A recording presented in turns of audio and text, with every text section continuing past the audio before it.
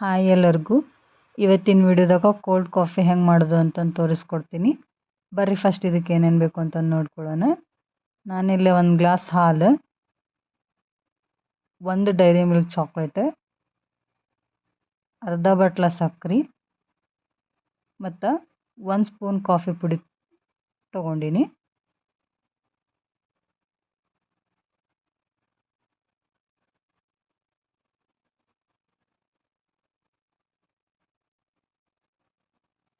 ಈಗ ನೆಕ್ಸ್ಟ್ ಒಂದು ಜಾರ್ಗೆ ನಾನಿಲ್ಲಿ ಒಂದು ಗ್ಲಾಸ್ ಹಾಲು ಹಾಕ್ಕೊಂಡಿನಿ, ಒಂದು ಬಟ್ಲ ಸಕ್ಕರೆ ಹಾಕ್ಕೊಂಡಿನಿ, ಒಂದು ಡೈರಿ ಮಿಲ್ಕ್ ಚಾಕ್ಲೇಟ್, ಆಮೇಲೆ 1 ಸ್ಪೂನ್ ಕಾಫಿ ಪುಡಿ ಹಾಕ್ಕೊಳಕತ್ತೀನಿ. ಬರ್ರಿ ಇದನ್ನು ಮಿಕ್ಸರಿಗೆ ಹಾಕ್ಕೊಳ್ಳೋಣ.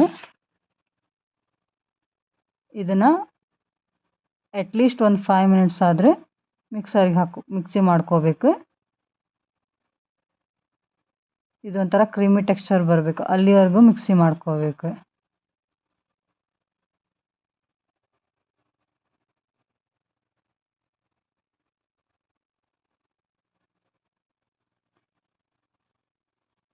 ನೋಡ್ರಿ ಈ ಥರ ಆಗಿರಬೇಕು.